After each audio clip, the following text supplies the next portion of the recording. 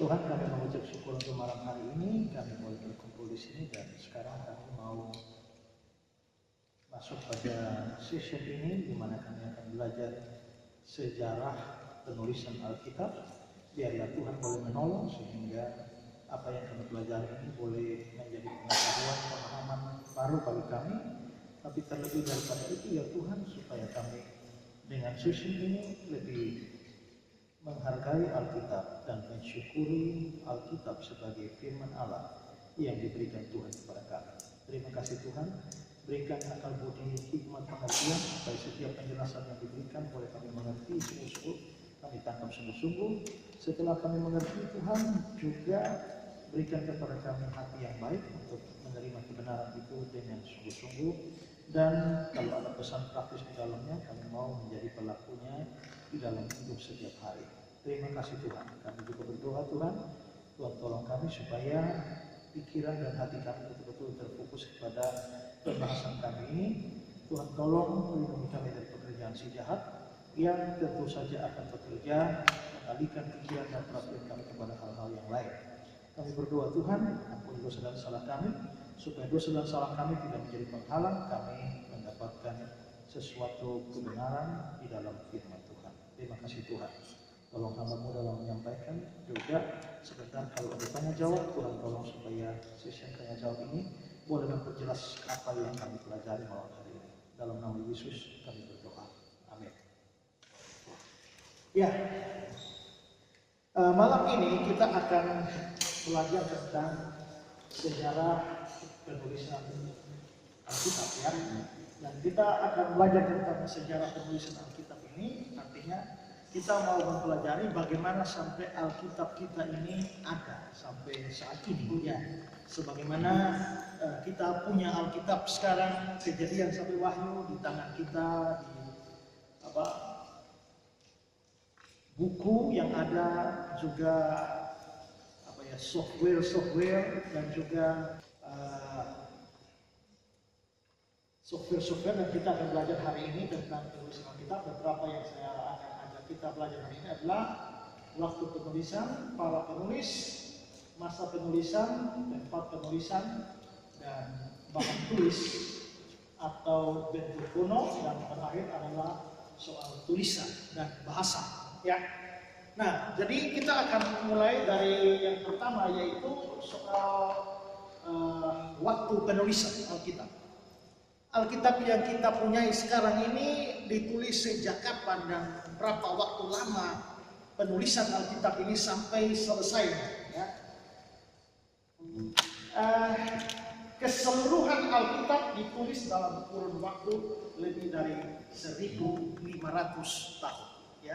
Jadi buku kita yang kita pegang sekarang ini ditulis 1.500 tahun dan tidak ada buku di dunia ini yang ditulis selama Alkitab ya, selama Alkitab selama 1.500 tahun. Nah, ini hitungannya bagaimana 1.500 tahun? Karena penulis pertama kitab-kitab Perjanjian Lama itu adalah Musa yang hidup pada sekitar tahun 1.500 Masehi. Musa itu hidup 1.500 Masehi. 1.500 Masehi artinya 1.500 tahun sebelum Tuhan Yesus lahir. Ya, sebelum Tuhan Yesus lahir. Jadi kalau Musa yang menulis pertama, maka itu dari tahun 1.500 sebelum Masehi. Lalu surat atau kitab terakhir yang ditulis adalah surat-surat Yohanes, juga kitab Wahyu, juga Injil Yohanes. Itu sekitar akhir tahun 90-an. Akhir tahun 90-an, sehingga kalau kita mau total seluruhnya, ya, maka itu 1.500. Sekarang kita lihat ya, misalnya di sini adalah posisi Tuhan Yesus lahir. Nah, kalau kita belajar sejarah dunia, maka kita tahu bahwa dunia ini perhitungannya hanya dibagi dua, yaitu sebelum Masehi dan sesudah Masehi. Masehi itu dari bahasa Ibrani Mesias, yang bahasa Yunaninya Kristos, atau kita sebut Kristus. Makanya sebelum Masehi itu dalam bahasa Inggris disingkat BC, before Christ, ya, before Christ. Jadi menarik bahwa dunia ini hanya dibagi menjadi dua saja. berdasarkan perhitungan Tuhan Yesus lahir. Maka seluruh tahun-tahun sebelum Yesus lahir itulah yang disebut sebagai before Christ, sebelum Kristus, dan sesudahnya itu disebut sebagai tahun Masehi. Nah, itu berarti di sana itu dari tahun 1500 sebelum Masehi, ya. Dan inilah yang disebut sebagai kitab Perjanjian Lama. Jadi Perjanjian Lama kita mulai dari 1500 Masehi sampai titik merah yang saya kasih itu, ya. Nah, lalu setelah itu mulai masuk pada zaman Perjanjian Baru di sini, ya. Itu sampai tahun 90, akhir tahun 90, dan disitulah Perjanjian Baru kita muncul di situ. Nah, kalau saudara lihat di situ ada yang warna biru itu, ya. Itu apa? Itu sebenarnya ada masa keheningan 400 tahun. Masa keheningan 400 tahun ini artinya bahwa kitab Maliaki yang terakhir itu selesai di situ. Yang warna merah. Masuk warna biru itu adalah masa di mana tidak ada wahyu sama sekali. Tidak ada nabi sama sekali. Tidak ada suara Tuhan sama sekali. 400 tahun lamanya hening sampai tiba-tiba memasuki Perjanjian Baru muncullah Yohanes Pembaptis. Tapi itu 400 tahun tidak ada nabi satupun, tidak ada wahyu, tidak ada suara Tuhan. Sama sekali tidak ada hamba Tuhan yang berbicara. Nah, disinilah banyak terjadi. Saudara pernah ketemu tidak baca di Alkitab di Perjanjian Lama itu ada pemungut cukai? Tidak ada, ya? Baca di Alkitab tidak ada pemungut cukai Perjanjian Lama. Begitu masuk Perjanjian Baru ada cerita pemungut cukai. Dari mana pemungut cukai itu? Itu ada dari sini, terjadi di warna biru ini, ya.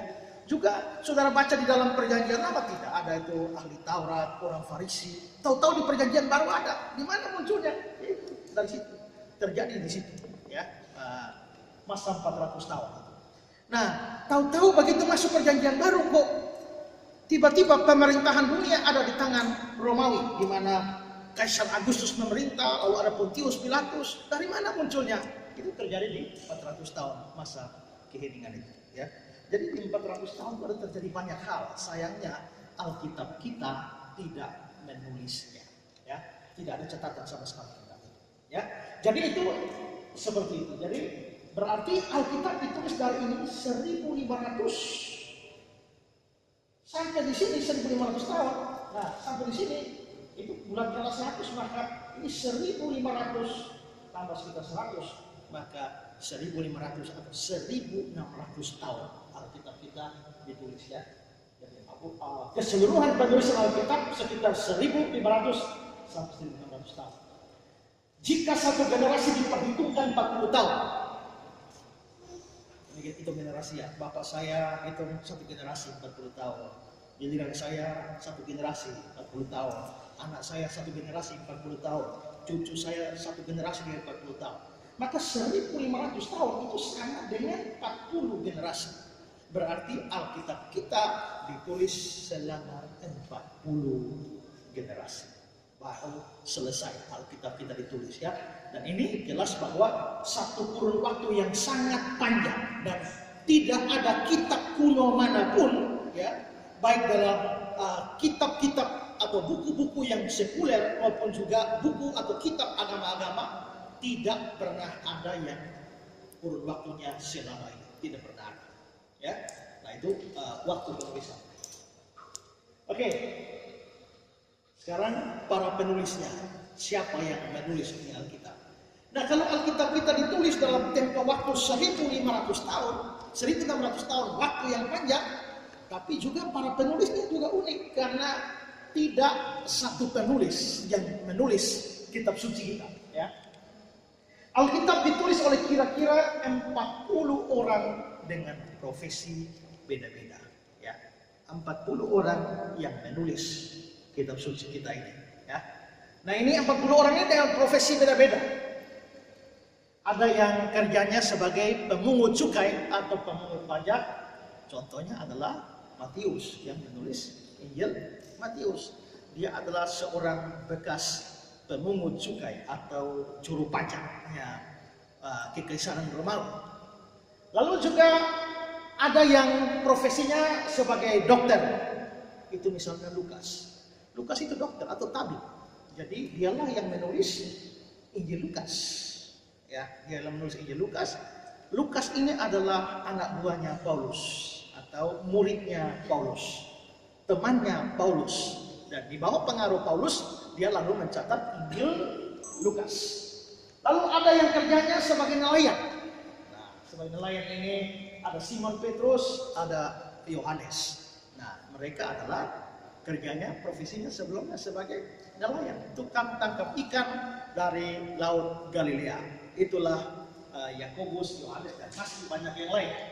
Ada yang kerjanya ahli filsafat seperti Paulus. Paulus itu kalau saudara pelajari kata-kata dia, cara dia berargumentasi, dan dia pernah berdebat dengan aliran Stoa dan Epikurus, dan dia juga berguru kepada Gamaliel, dan latar belakang dia dari Tarsus menunjukkan bahwa dia itu seorang yang menekuni dunia filsafat. Karena itu maka surat Paulus itu kebanyakan sukar-sukar. Mengapa? Karena memang tingkat pengertiannya itu begitu dalam sebagai seorang yang menguasai ilmu filsafat. Itu beda dengan surat Petrus yang hanya nelayan, jadi ya gampang-gampang, mudah-mudah dimengerti. Tapi kalau tulisan Paulus itu sukar. Ya, jadi selain itu ada ahli filsafat, juga ada nabi seperti Yesaya, Yeremia.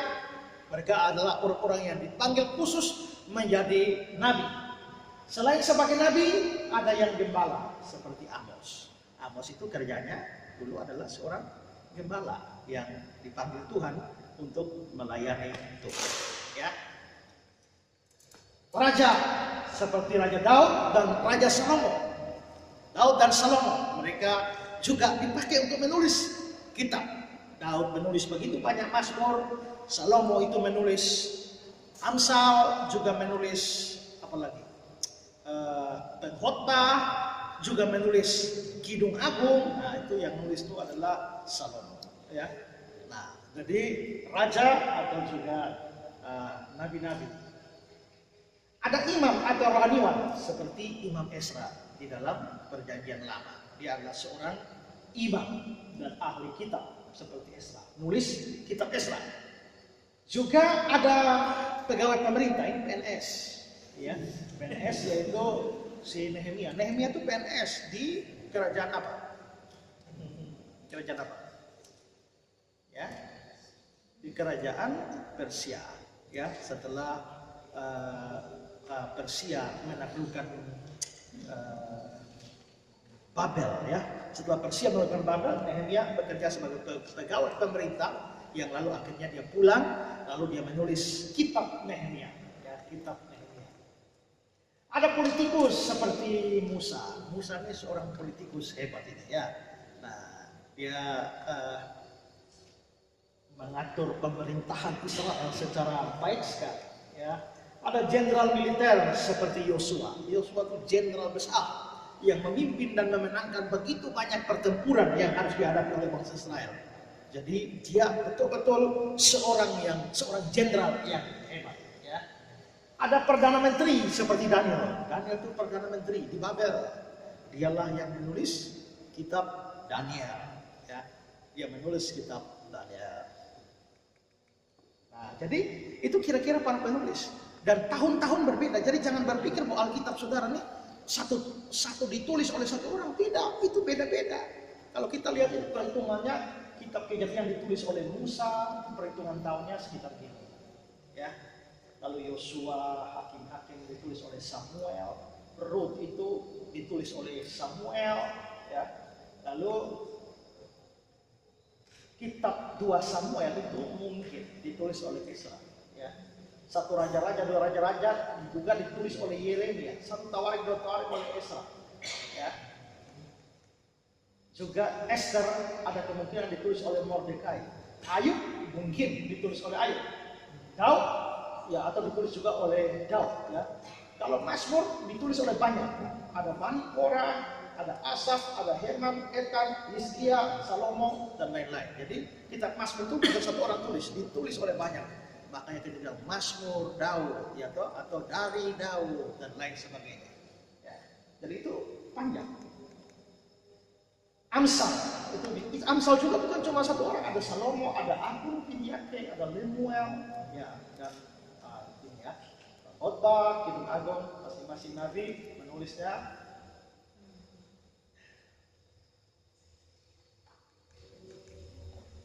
Mika sampai Maliaki itu sekitar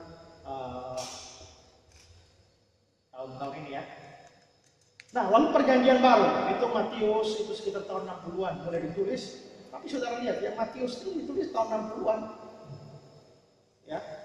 Tapi 1 Korintus itu ditulis tahun 54. Bahkan Galatia itu tahun 49. Berarti Galatia itu lebih tua dari Matius, Markus, Lukas. Dan dipercaya bahwa Galatia itu adalah surat tertua atau kitab tertua di dalam perjanjian baru itu adalah Galatia. Karena paling awal ditulis. Jadi Injil-Injil itu belakangan ditulis dari surat-surat ya. Ya, ini Paulus menulis cukup banyak. Ya, bahkan boleh dibilang hampir sebagian besar perjanjian baru ditulis oleh Paulus. Oleh Paulus semua. Ya. Surat Ibrani yang tidak jelas siapa yang menulis. Ya. Ada yang bilang Paulus, ada yang bilang Apolos, ada yang bilang Priscilla dan Aquila. Sampai seorang bapak gereja namanya Origenes mengatakan bahwa hanya Tuhan Yesus yang tahu siapa yang tulis surat Ibrani. Ya. Sampai ini hari tidak ada orang tahu siapa yang tulis Ibrani. Ya. Petrus menulis 2 surat. 1 Petrus, 2 Petrus, Yohanes menulis surat-surat Yohanes dan Injil Yohanes ditambah dengan kitab Wahyu. Ya. Yudas, ini yang tulis surat Yudas itu bukan Yudas Iskariot ya. Ini Yudas saudaranya Yesus. Karena Yesus punya adik. Ya, Yesus punya adik hasil perkawinan Yusuf dan Maria setelah Yesus lahir. Nah, Yudas itulah yang menulis surat Yudas dengan Yakobus. Itu adalah surat Yakobus itu juga adiknya Yesus yang tulis. Ya, jadi perhitungan ini kita lihat di sini ini di akhir 80-an dan awal tahun 90-an kita Wahyu ditulis ini. Jadi betul-betul total semua ini memang 1500 sampai 1600 tahun dan yang nulis banyak orang, bukan satu orang yang nulis. Ya, itu beda dengan kitab suci agama lain. Oke. Menariknya adalah para penulis hidup pada zaman yang berbeda dan tidak saling kenal. Ya, tidak saling kenal. Yang lain sudah mati, yang lain belum lahir. Ini 1500 tahun bayangkan kita. Ya, Musa sudah almarhum, ya. Tapi yang lain Esra, Nehemia belum lahir gitu. Ya. Apalagi Matius, Markus itu lama, ribuan tahun. Jadi kita bisa lihat bahwa mereka tidak tidak komunikasi sama sekali. Dan menariknya adalah bahwa kitab-kitab yang tanpa komunikasi itu begitu dikumpulkan, kok jadi menarik ya. Menjadi Alkitab kita sekarang ya. Mulai dari kitab Kejadian awal dunia ini bagaimana, sampai dengan akhir dunia ini bagaimana di kitab Wahyu. Ya. Itu indah. Oke, itu soal penulis. Sekarang ketiga itu soal masa penulisannya. Ya. Soal masa penulisannya, itu masa penulisan tiap kitab itu berbeda satu dengan yang lain. Ada yang menulis pada masa peperangan, misalnya Daud juga menulis kitabnya pada masa peperangan. Bahkan juga ketika dia misalnya dikejar-kejar oleh Saul, ya dalam kondisi yang tidak aman, dia menulis sejumlah kitab. Tapi ada yang menulis pada masa damai, misalnya Salomo. Begitu Salomo jadi raja, kondisi damai. Dan karena itu maka dia menulis kitabnya dengan suasana yang lebih baik daripada yang ditulis oleh Daud. Itu suasana-suasana. Sekarang tempat penulisan. Nah, menarik juga, bukan ditulis dalam waktu yang lama dan juga penulis yang banyak, tapi juga Alkitab ini ditulis di 3 benua, ya, yaitu benua Asia, Afrika, dan Eropa. Ya, seperti surat Roma itu semua di Eropa, ya, Korintus dan lain-lain itu ada di Asia. Tapi misalnya seperti kitab Kejadian, Keluaran itu ditulis di Afrika. Ya, jadi ini satu kitab yang ditulis di 3 benua. Benua Amerika belum ada waktu itu, ya. Australia juga belum ada, ya. Nah, jadi di 3 benua inilah Alkitab kita ditulis. Bagian-bagian Alkitab sering ditulis di tempat yang tidak sama. Ya, bagian-bagian ya.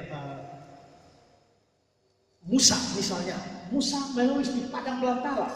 Yeremia itu menulis sebagian kitabnya di dalam ruang tahanan. Daniel itu menulis di lereng perbukitan dan juga di istana. Paulus itu di penjara dia menulis, makanya dibilang surat penjara. Misalnya surat Filipi itu kan surat penjara, karena waktu Paulus dalam penjara lah dia menulis surat itu. Surat Filemon itu ditulis Paulus dalam penjara, jadi disebut sebagai surat-surat penjara, ya. Lukas itu mencatat Injilnya itu dalam perjalanan dan juga terutama kisah para rasul. Ketika dia berjalan bersama-sama dengan Paulus dalam pelayanan, dia mencatat banyak hal dalam perjalanan itu. Ya. Yohanes dia menulis Injilnya di Efesus dan surat-surat kiriman dan kitab Wahyu itu ketika dia dibuang ke Pulau Patmos. Ya, dibuang ke Pulau Patmos itu sekitar wilayah Turki sana, ya, Pulau Patmos itu. Ada tradisi mengatakan bahwa Yohanes ini sudah digoreng, ditangkap untuk digoreng, ya, masuk wajan besar untuk digoreng. Tapi pada waktu dia mau digoreng begitu orang bilang, "Duh, sudahlah orang tua kayak begini nih, ya, nggak usahlah repot-repot digoreng. Buanglah ke Pulau Patmos di ujung sana, nanti sendiri-sendiri mati sendiri." Maka mereka buanglah dia ke pulau terpencil namanya Patmos, tapi justru di Pulau Patmos itulah dia mendapatkan wahyu, sehingga ditulislah kitab Wahyu ini. Jadi kitab Wahyu kita yang ditulis di satu pulau terpencil yang namanya Pulau Patmos di sekitar daerah Turki sekarang, ya. Dan Yohanes satu-satunya rasul yang mati baik-baik, mati tua dalam keadaan baik-baik. Sedangkan sisa yang lain mati syahid semua, ya, mati syahid semua, dibunuh, ada yang disalibkan, ada yang disalibkan terbalik seperti Petrus, ya, kepala di bawah kaki di atas, atau seperti Andreas yang disalib X, ya, Thomas misalnya ditombak di India, ya, Andreas itu disalib X di Ethiopia, dan banyak yang lain. Hanya Yohaneslah satu-satunya yang mati baik-baik pada usia yang sangat-sangat tua. Tapi memang Tuhan siapkan dia untuk itu. Kenapa? Karena di abad-abad pertama itu ada aliran sesat yang hebat yang melanda gereja Tuhan, namanya aliran sesat Gnostisisme. Dan si Yohanes ini adalah rasul yang Tuhan pelihara sampai usia tua, khusus untuk berhadapan dengan aliran Gnostisisme ini. Karena itu kalau kita melihat latar belakang penulisan surat-surat Yohanes dan juga Injil Yohanes, maka sebenarnya itu adalah tanggapan atau respon terhadap paham sesat yang namanya Gnostisisme. Ya. Penulis-penulis lain ada di kancah peperangan pada waktu menulis bagian-bagian kitab suci. Jadi kita lihat bahwa tempatnya ini luar biasa, ya. Orangnya yang nulis lebih dari satu, tahunnya 1500-1600 tahun, tempatnya 3 benua, bagian-bagiannya ditulis di tempat-tempat yang model-model seperti ini. Dan itu sesuatu yang oke, itu yang keempat. Sekarang yang kelima, sekarang bahan tulisnya, ya. Sekarang kita punya Alkitab yang bagus sekali sekarang ini. Ada Alkitab buku, software, ya, di HP, ya, di komputer dan sebagainya. Tapi Alkitab zaman itu, kalau 1500 sebelum Masehi, artinya dari Yesus sampai kita 2000. Ya.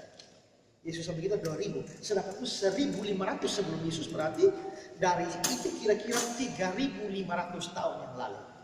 Pada 3500 tahun yang lalu orang nulis di apa? Ya, pada zaman seperti itu. Nah, karena itu tentu Alkitab ditulis dalam bahan-bahan yang hanya ada pada zaman itu, bukan seperti yang muncul pada zaman modern. Jadi saya akan memberitahu kita sekarang dalam bahan-bahan dasar apa saja yang dipakai pada waktu penulisan kitab suci. Nah, satu bahan yang paling umum dipakai di dalam penulisan kitab suci namanya papirus. Ya, kata papirus. Papirusnya apa? Papirus ini dibuat dari tanaman papirus. Jadi ada tanaman yang namanya papirus. Itu semacam rumput bulu halus. Dan ini banyak tumbuh di danau-danau yang dangkal, di sungai-sungai yang ada di kawasan Mesir dan Syria. Ini kira-kira pohonnya seperti ini. Waktu Musa dibuang ke sungai Nil itu ya, itu orang tuanya membuat keranjang. Kemungkinan dari keranjang papirus ini. Karena selain kuat dan aman, tapi baunya tidak disukai oleh binatang. Jadi bayi Musa itu kelihatannya aman di situ dari binatang buas. Karena binatang tidak suka baunya apa? Baunya papirus ini. Nah ini pohon papirus kira-kira ujungnya seperti ini.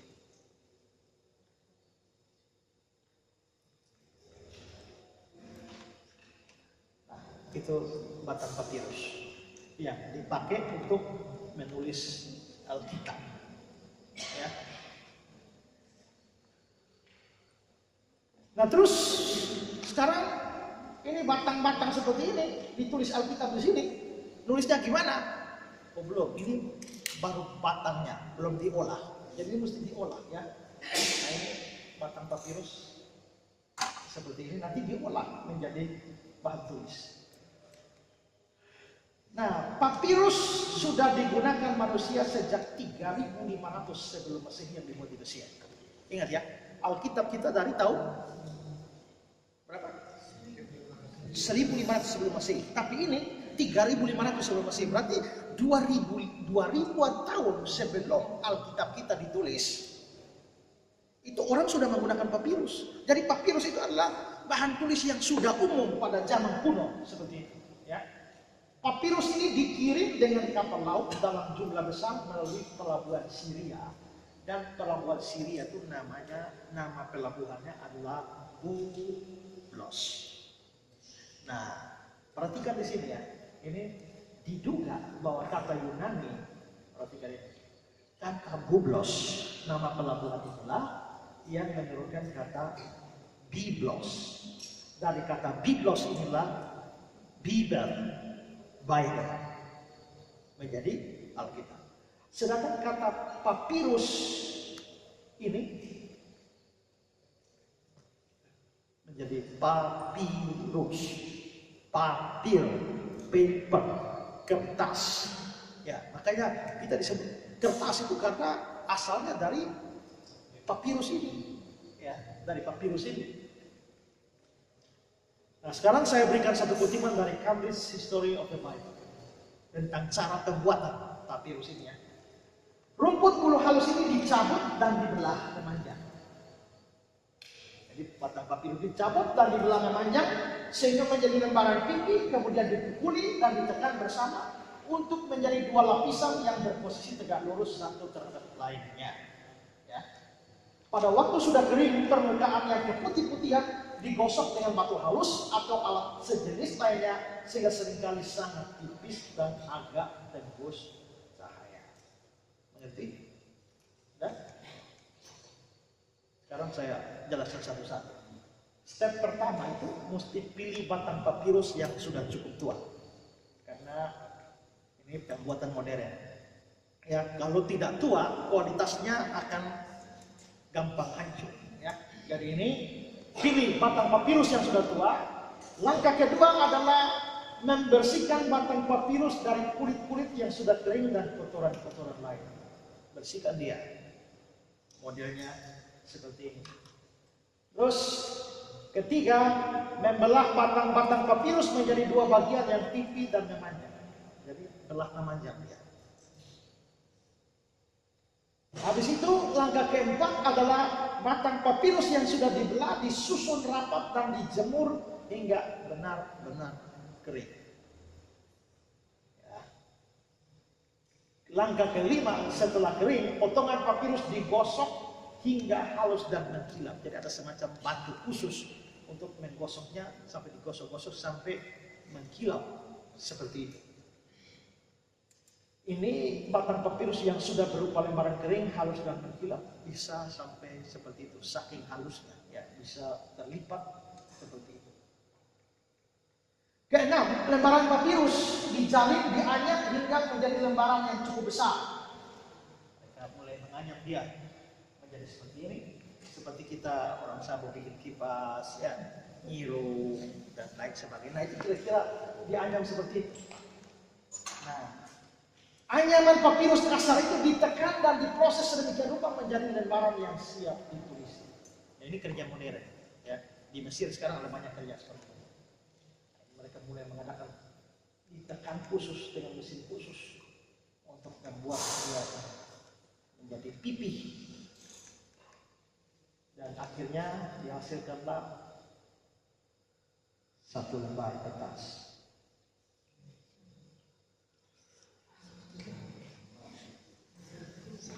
Susah ya.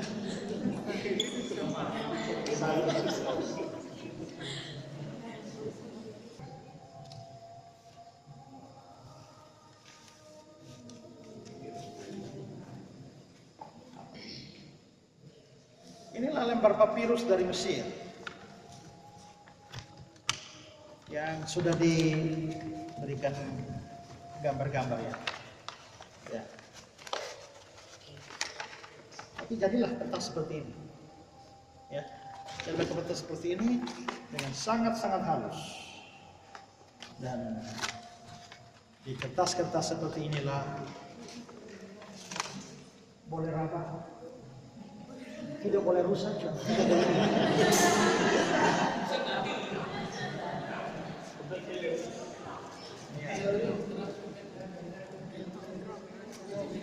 Nah, itu dibuat dari pohon papirus itu, ya.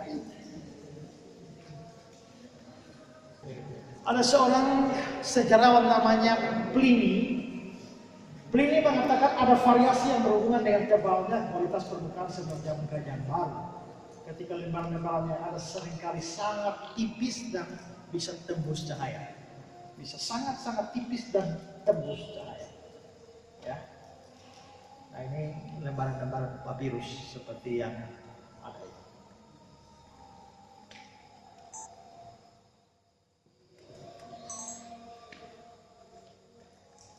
Nah, untuk mempercantik penampilan, kadang-kadang lembaran papirus diberi warna sesuai selera pembuat, ya. Bisa coklat, bisa biru, dan lain sebagainya. Dan pada lembaran-lembaran seperti inilah Alkitab kita ditulis. Jadi ini naskah-naskah awal kita. Ini ada naskah-naskah Alkitab yang masih tersimpan di museum sekarang, itu ada seperti ini. Nah, karena ini robek-robek, karena ini sudah ribuan tahun. Ya, ribuan tahun. Ini naskah-naskah awal kita. Nah, karena robek-robek inilah yang seringkali jadi masalah juga. Saudara tahu dulu ya, ada filmnya apa namanya?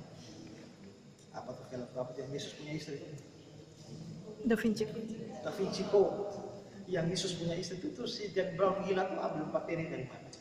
Dia mengambil materi dari satu Injil yang ditemukan. Itu tadi saya ada singgung aliran sesat Gnostisisme ya. Itu dia aliran sesat Gnostisisme ini juga bikin kitab. Tapi mereka tulis kitab sendiri berisi ajaran Gnostik, tapi supaya populer maka mereka yang menulis tapi mereka pakai nama rasul-rasul. Jadi pinjam nama rasul.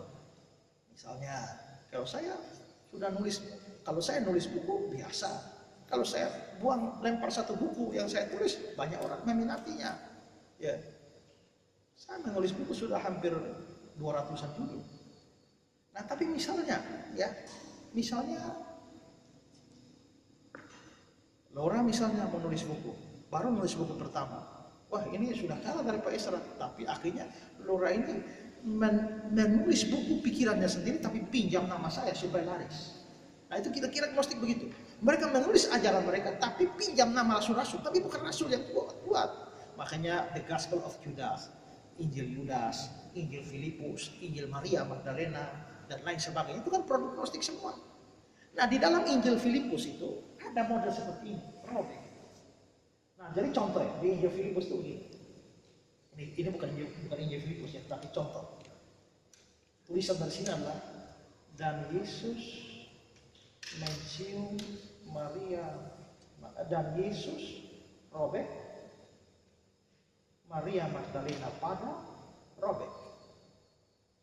Dan Yesus robek Maria Magdalena pada robek. Nah, maka ahli-ahli gila ini mulai merekonstruksi. Kira-kira tulisan apa yang robek itu? Mereka mengukur dan lain sebagainya. Nah, akhirnya mereka mengatakan bahwa lubang pertama mereka isi dengan mencium. Maka menjadi, dan Yesus mencium Maria Magdalena pada lubang kedua mereka isi kata bibir. Sehingga rekonstruksi kembali Injil Filipus menghasilkan, dan Yesus mencium Maria Magdalena pada bibirnya. Dari situlah berkembang bahwa Yesus ini pacaran sama Maria Magdalena. Itu dari Injil Filipus itu. Mengapa bisa begitu? Ya karena robek-robek, karena kita punya papirus ini memang tidak tahan lama. Ya, kertas model begitu itu mana tahan ribuan tahun, tidak bisa tahan ribuan tahun. Makanya kebanyakan naskah asli kita yang ditulis di papirus itu sudah hancur. Kecuali ada kondisi khusus baru dia bisa tahan. Ya. Nah, serpihan papirus tertua itu dikenal manusia diperkirakan dari 2400 sebelum Masehi. Dari 2400 sebelum Masehi itu sekarang ada. Papirus tertua dari 2400 Masehi ada sekarang. Tapi itu tentu karena kondisi khusus. Ya. Naskah-naskah paling awal ditulis di atas papirus dan sulit untuk bertahan. Kecuali tersimpan di tempat kering seperti gurun pasir Mesir atau gua seperti gua Qumran. Pada tahun 1945 ada seorang anak suku Badui yang kerjanya menggembalakan kambing domba. Dia menggembalakan kambing domba di sekitar Laut Mati, ya, di sekitar Laut Mati yang sangat-sangat terjal. Lalu nganggur, lalu dia angkat batu, tunggu itu kambing domba yang situ dia lempar batu. Tiba-tiba batunya masuk sebuah lubang. Dia kaget, bunyi apa ini? Lalu dia telusuri. Begitu dia masuk gua itu dia menemukan, wah ada pecahan tembikar. Ada pecahan tembikar dan lalu dia melihat, ada banyak semacam tembikar kayak kita mungkin bilang kumbang-kumbang gitu ya. Nah, ternyata pecah. Dan setelah pecah ternyata dia menemukan ada naskah-naskah kuno yang dia tidak tahu bahasanya. Bahasa apa? Akhirnya dia ambil saja. Lalu dia pergi ke pasar luak dan menjual. Akhirnya ceritanya panjang sampai itu jatuh ke tangan seorang pastor. Lalu jatuh ke tangan seorang pastor, lalu masih tahun yang panjang, lalu akhirnya jatuh ke seorang profesor bahasa untuk meneliti. Ternyata setelah diperiksa itu dari CO4 radiokarbon itu berasal dari 200 tahun sebelum Masehi. 200 tahun sebelum Masehi, dan menariknya adalah ternyata setelah diperiksa itu adalah naskah-naskah perjanjian lama. Ya, naskah-naskah perjanjian lama. Ini di gua inilah ditemukan. Yang namanya di sini bagian bawah sini Laut Mati. Nah ini gua banyak sekali. Ya, nah di gua ini ditemukan naskah itu yang sehingga disebut sebagai Dead Sea Scroll, naskah Laut Mati. Di situ ditemukan, saudara-saudara, ditemukan seluruh perjanjian lama kita, cuma minus kitab Ester. Jadi tidak tahu kenapa kitab Ester tidak ada. Tapi seluruh kitab perjanjian lama kita itu ditemukan di gua ini. Nah, ini kunci menarik karena orang Islam selalu menuduh kita bahwa kita punya Alkitab ini kan sudah palsu. Ya kan? Katanya Alkitab kita sekarang sudah tidak asli lagi, sudah direvisi. Oke, kita tes. Ini dari 200 Alkitab perjanjian lama, dari 200 sebelum Masehi, sebelum Yesus lahir. Kita uji dengan perjanjian lama kita sekarang, memang ada perbedaan atau tidak. Nah, setelah dites, saudara-saudara, ternyata keakuratan Alkitab kita yang sekarang dibandingkan dengan Alkitab perjanjian lama kita sekarang, dibandingkan dengan Alkitab perjanjian lama 200 tahun sebelum Tuhan Yesus lahir, itu kesamaannya adalah 99,5%. Hanya 0,5% ada problem. Problemnya kenapa? Karena robek. Karena robekan-robekan itulah maka begitu disalin, ya, disalin maka kadang-kadang ada salah penyalinannya. Kadang-kadang untuk robek seperti tadi merekonstruksi papirus itu, kadang-kadang ini robek. Orang mau isi kata apa? Jadi berdasarkan konteksnya orang coba isi kata apa yang pas sesuai konteks. Nah kadang-kadang juga bisa salah. Jadi memang perjanjian lama kita ini selisih dengan ini hanya 0,5%. Sangat sedikit. Kebanyakan pada angka-angka juga. Kalau robek sedikit maka orang Ibrani menulis angka itu tidak pakai angka seperti kita, tapi pakai huruf. Nah hurufnya itu kan ada begini, ada begitu. Nah kalau robek saja ujungnya lain artinya. 40 bisa jadi 4.000. Nah karena itu ada perbedaan. Tapi dari sini kita tahu bahwa perjanjian lama kita 99,9 akurat. Maka sejak penemuan naskah Qumran, maka mulailah sebelum ada naskah Qumran, maka pedoman penerjemahan Alkitab kita pada satu naskah lain namanya naskah Masoretis. Nah, tapi setelah dibandingkan naskah Masoretis dan naskah Qumran, ternyata ada selisih. Maka lalu akhirnya sejak penemuan naskah Qumran, maka Alkitab yang keluaran terbaru pasca penemuan Qumran itu direvisi. Direvisi bukan untuk dirubah, tapi supaya lebih cocok. Karena ini lebih tua. Ini lebih tua. Nah, maka akhirnya Alkitab kita sekarang yang terbitan baru ini sudah disesuaikan dengan naskah Qumran yang lebih tua. Bahkan dari Tuhan Yesus lahir. Ya. Jadi kalau mereka menuduh Alkitab kita sudah direvisi dan lain, wah, kita bisa buktikan dari sisi sejarah. Ya. Nah, mengapa sampai Alkitab kok ada di ini gua? Ya kan? Nah ini diteliti. Ternyata memang pada 200-an tahun sebelum Yesus lahir itu ada satu grup yang memisahkan diri karena mereka sudah kecewa dengan proses politik. Karena imam besar itu kan untuk menjadi imam besar itu kan harusnya turunan Lewi itu, Harun Lewi itu kan.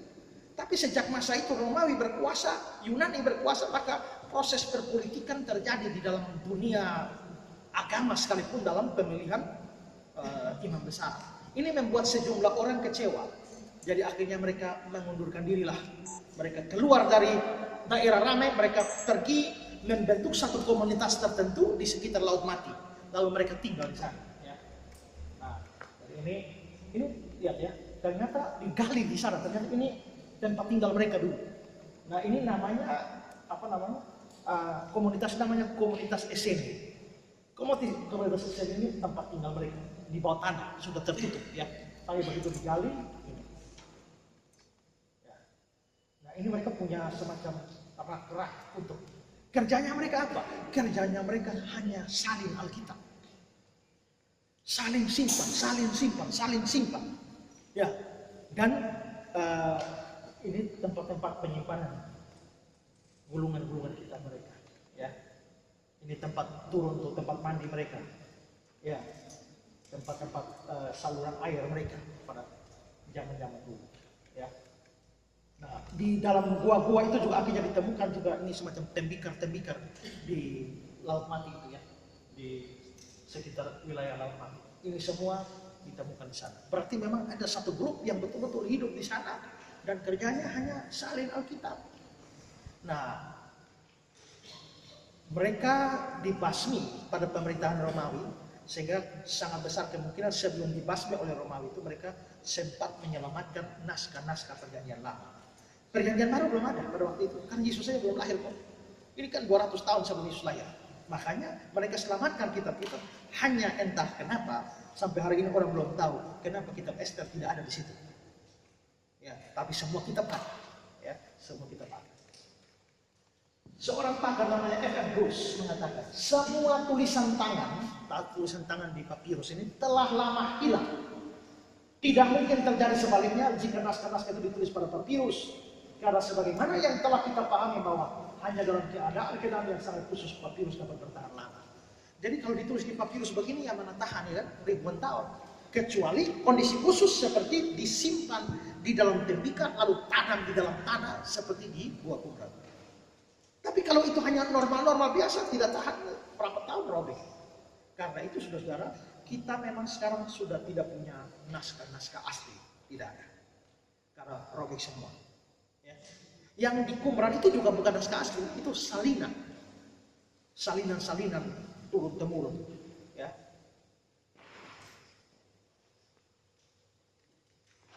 Christophe sulit untuk menyangkali kesimpulan yang mengatakan bahwa para penulis biasanya menghancurkan lembaran-lembaran contoh mereka ketika mereka menyalin kitab-kitab suci. Jadi kalau mereka sudah salin, dapat salinan yang bagus, yang lama buang. Gitu-gitu. Nah jadi akhirnya kita memang tidak punya yang asli. Oke, itu papirus. Papirusnya sudah sampai mana? Ya. Jadi itu alat yang paling umum ya. Alat yang paling umum untuk penulisan Alkitab. Nah, lalu kedua adalah alat lain yang juga nomor 2 selain papirus itu namanya perkamen. Ada yang sudah pernah dengar nama istilah ini? Belum pernah dengar perkamen? Ada yang baru pernah dengar? Coba yang baru pernah dengar ini istilah perkamen, coba angkat. Baru pernah dengar? Ya, artinya baca Alkitabnya belum pernah tamat. Ya, karena kalau baca Alkitab tamat mesti sudah ketemu ini kata. Ya, ini perkamen ini ya. Nah, perkamen ini apa? Nah, perkamen ini adalah nama yang diberikan pada kulit domba, kambing, dan binatang-binatang lain yang disapa. Ini kulit ini dicukur, dikerok, dihasilkan bahan tulis yang lebih tahan lama. Kalau papirus tadi kan kerjanya lama tapi gampang rusak. Tapi kalau ini kulit kambing domba, ini tahannya lebih lama. Ya, tahannya lebih lama. Ini model seperti ini, perkamen itu ya. F.F. Bruce mengatakan kata perkamen berasal dari kota Pergamum. Dari kata Pergamum ini muncul kata perkamen. Mengapa? Karena di Pergamum inilah diproduksi paling banyak perkamen ini. Ya, diproduksi di sana. Ini contoh perkamen dari kulit binatang. Ya, itu ada di ayat Alkitab itu ada perkamen itu ya. Paulus bilang pada Timotius, jangan lupa kalau datang jangan lupa bawa perkamenku itu. Alat berikut namanya velum. Velum ini nama yang diberikan pada kulit anak sapi. Saudara bayangkan kalau tadi bikin perkamen itu mesti potong binatang berapa banyak dulu ya. Nah ini kalau mau bikin velum lagi mesti potong sapi. Ya. Seringkali velum ini dicelup pada bahan berwarna ungu. Beberapa di antara naskah kita yang kita miliki saat ini ada dalam bentuk velum ungu. Tulisan pada velum berwarna ini biasanya dibuat pada rada emas atau rada merah. Seperti ini contoh-contoh velum yang digambar dengan tinta emas, ya, atau juga tinta-tinta perak. Ini sejumlah naskah Alkitab ditulis di dalam velum. Seorang namanya Harold Granley dia mengatakan gulungan kitab tertua yang dibuat dari kulit berasal dari 1500 sebelum Masehi. Jadi memang 1500 sebelum Yesus lahir. Alat berikut namanya ostraka. Ostraka ini adalah bahan tembikar kasar yang pada umumnya dipakai oleh rakyat kecil untuk nulis. Ya, kalau yang begini-begini kan suka lihat butuh pohon berapa banyak, kerjanya banyak, butuh sapi, butuh domba, ya kan? Nah, kalau yang tembikar ini kan barang-barang kasar begini ya. Istilah teknisnya adalah serpihan tembikar ditemukan dalam jumlah yang sangat besar di Mesir dan di Palestina. Nah, saudara perhatikan satu ayat menarik. Ayub, kitab Ayub ini diperkirakan sejaman dengan Abraham. Lebih tua ini. Ya. Nah, zaman Ayub hidup sejaman lebih atau setara dengan Abraham. Nah, lalu Ayub 28, lalu Ayub mengambil sekeping beling Zaman Abraham itu sekitar 2000 tahun sebelum Yesus lahir. Di mana dapat beling? Seperti beling kita. Jadi pastilah beling yang dimaksudkan di sana itu bukan beling seperti beling kita, tapi ini kemungkinan menyangkut pada ostraka ini. Nah, ostraka ini kan tembikar seperti ini yang kasar. Nah, disinilah ditulislah tulisan-tulisan. Sebagian Alkitab kita ditulis dalam model seperti ini. Kira-kira kita butuh berapa banyak untuk menyelesaikan kitab Mazmur? Ya, sudah bayangkan kalau ditulis seperti ini. Ya. Tapi orang dulu biasa menulis, menggambar di ostraka atau serpihan tembikar seperti ini. Lempengan tanah liat. Nah, lempengan tanah liat dipahat dengan alat tulis tajam, lalu dijemur menghasilkan catatan yang tetap. Ya, coba lihat Yeskiel 4:1. Engkau anak manusia, ambillah sebuah batu bata. Nah, batu bata ini adalah dari tanah liat yang dibakar, ya, lalu menghasilkan satu tulisan. Nah, ini seperti lempengan-lempengan tanah liat. Sejumlah naskah itu ditulis dalam lempengan-lempengan batu seperti ini, ya. Seperti naskah-naskah Enuma Elish itu ditulis dalam, dipahat di batu-batu seperti ini, ya. Bayangkan kalau Alkitab kita mesti di batu seperti ini, kita pergi ke gereja mesti bawa satu trek.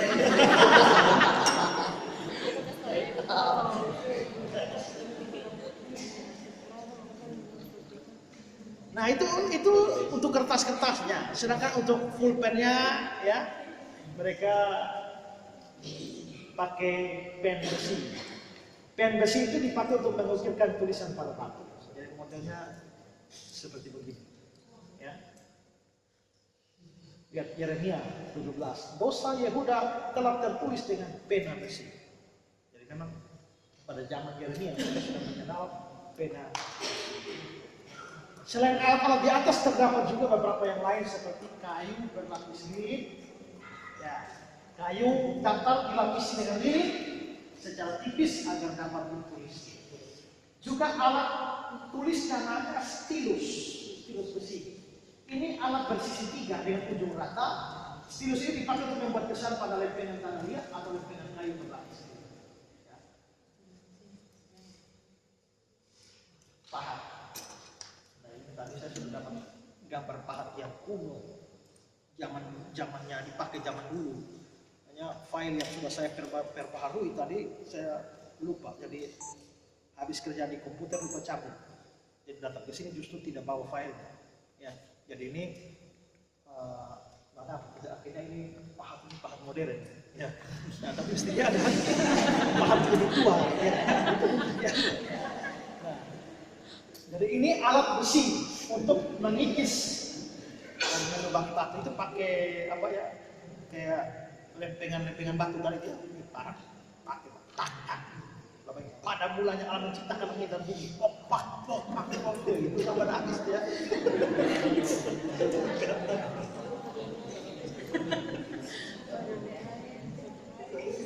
Nah, untuk pena mereka ini dibuat dari gelagah runcing, dibuat dari satu tanaman air namanya Juncus maritimus atau maritimis, ya, sepanjang 6 sampai 16 inci. Ujungnya dipotong rata pipi berbentuk pahat untuk menghasilkan goresan tebal tipis menggunakan sisi lebar dan tipisnya.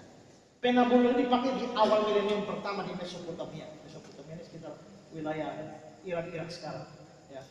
Gagasan tentang pena bulu berasal dari orang-orang Yunani pada abad ketiga. Pena yang dipakai untuk menulis pada velum, perkamen, dan papyrus. Dan ini tumbuhan yang dibuat jadi pulpen, ya. Dari batangnya yang diambil lalu diproses menjadi semacam pena yang menggunakan tinta untuk menulis. Zaman Yeremia sudah ketinggalan juga, kan? Jawab Baruk, segala perkataan langsung dari mulut Yeremia kepada Tuhan, aku menuliskannya dengan tinta dalam. Tinta mereka adalah gabungan antara campuran arang, getah, dan air. Kenapa pakai arang?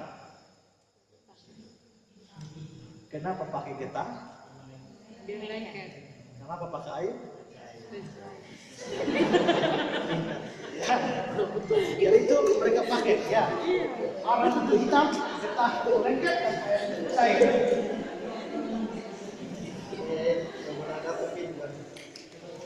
Dengan hal-hal seperti itulah Alkitab kita ditulis. Ya, Alkitab kita ditulis. Oke. Sekarang kita masuk pada bentuk kuno. Alkitab kita bukan model seperti ini. Ini sudah model bagus sekali sekarang ini ya.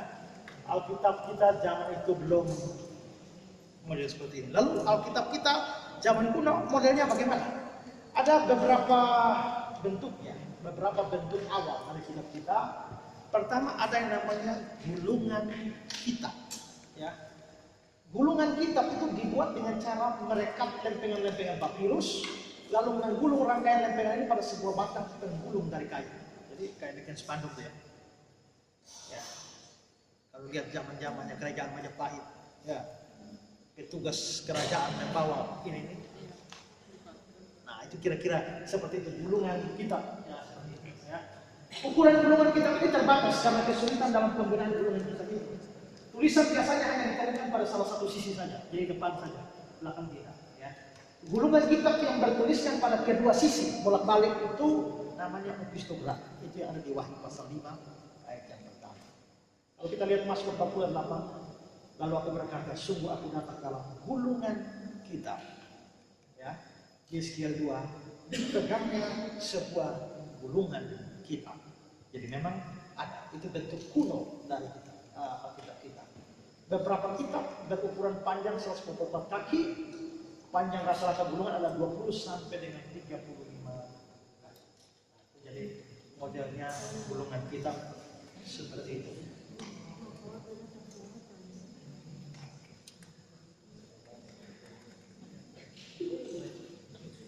Ini adalah gulungan kitab Yesaya. Ya. Yang ini gulungan kitab Yesaya yang ada. Dan itu cukup tebal kitab Yesaya. Kalau sekarang seluruh kitab kita di dalam gulungan, kita pergi ke gereja bawa spanduk. Ya. Itu bentuk kuno. Bentuk kuno yang kedua adalah kodeks, namanya kodeks. Kodeks itu apa?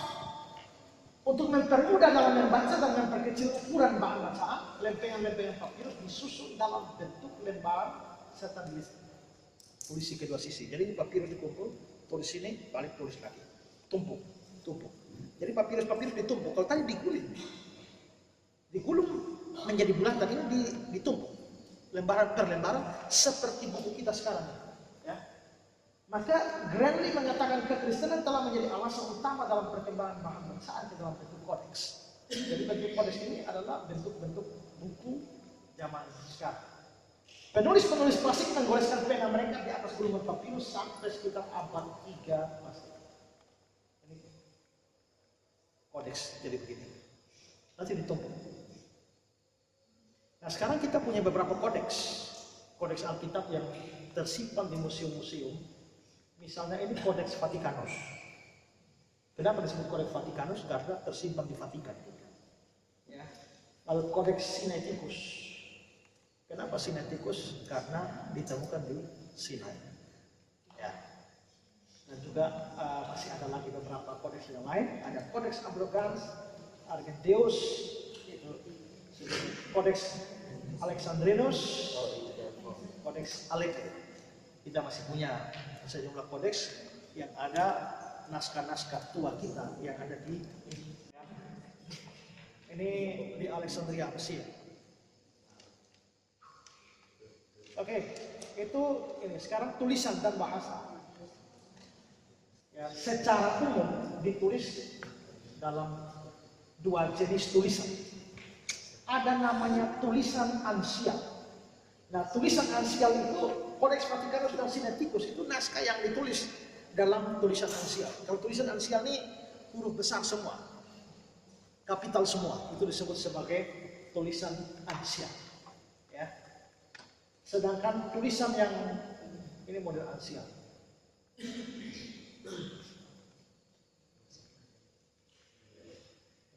Huruf-hurufnya.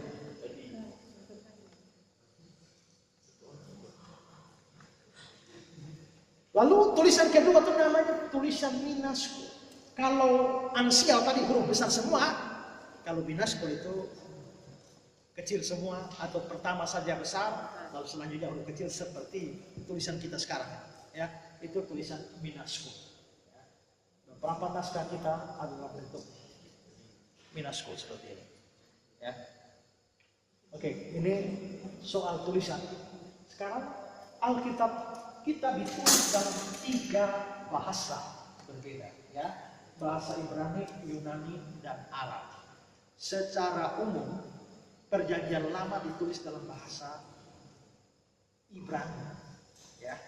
Perjanjian Baru ditulis dalam bahasa Yunani, sedangkan bahasa Arab itu adalah bahasa yang ada di PL, ada di PB. Misalnya, sebagian kitab Esra dan juga Esther itu ditulis dalam bahasa Aramaik. Istilah-istilah Aramaik itu muncul di dalam Perjanjian Baru. Misalnya Talita Kum. Talita Kum itu bahasa Aramaik. Apalagi Efata. Efata itu Maronai, Aramaik.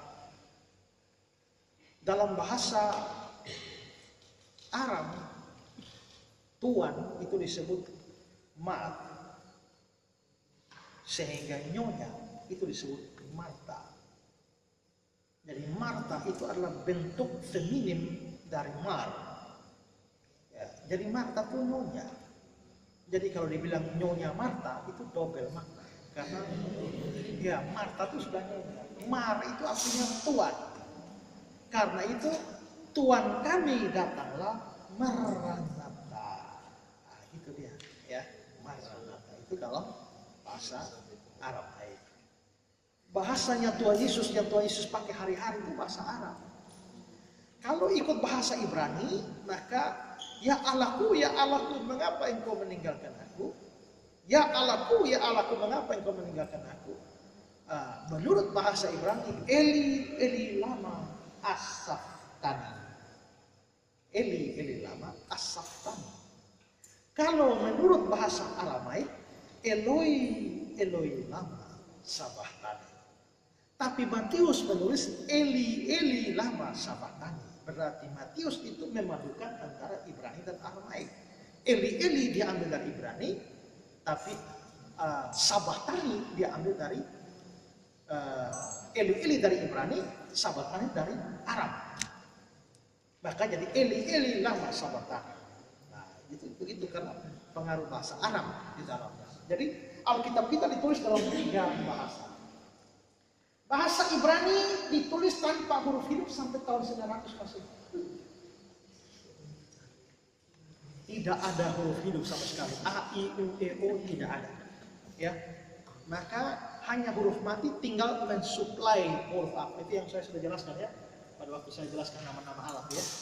Itu disuplai ya. Maka MKN itu bisa makan, bisa makin, ya, tergantung konteksnya. Ya, kalau saya MKN nasi, pasti saya makan nasi, tidak bisa saya makin nasi. Ya, kan? Nah, jadi begitu. Jadi tergantung suplainya. Maka nafas itu NFS, nafsu, NFS juga. Jadi selama punya nafas pasti punya nafsu. Begitu nafas selesai, nafsu juga selesai. Gitu. Nah, karena itu maka punya nafsu itu sesuatu yang alamiah, dan punya nafsu itu tidak dosa. Bayangkan saudara tidak punya nafsu. Lihat nasi juga tidak mau, lihat apapun juga tidak mau, ya kan? Cewek lewat juga anggap setiang istri. Nafsu itu bagus karena kita ini makhluk bernafas, maka kita bernafsu. Yang salah adalah kalau kita hidup dikuasai nafsu, menjadi hawa nafsu. Untuk perempuan, untuk laki-laki Adam nafsu.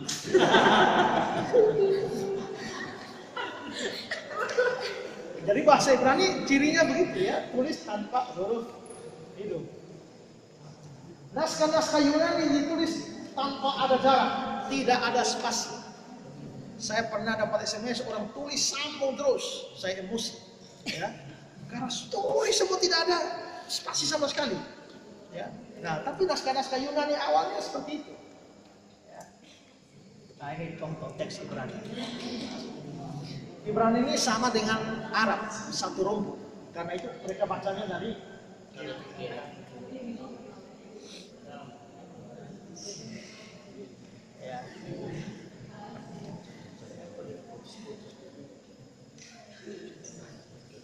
Ini nih Kejadian 1 ayat 1. Ya. Kejadian 1 ayat 1.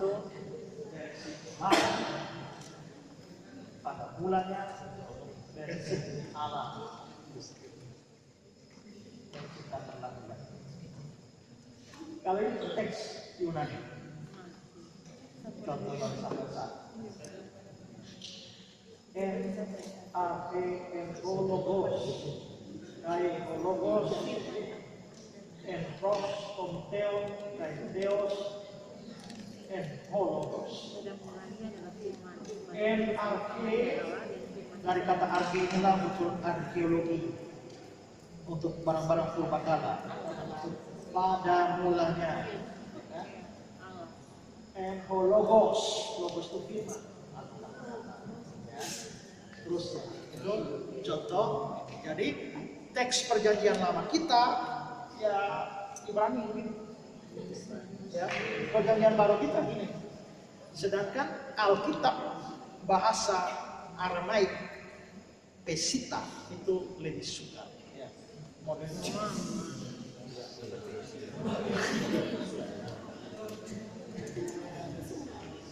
Nah, bersyukur bahwa semua ini sudah diterjemahkan.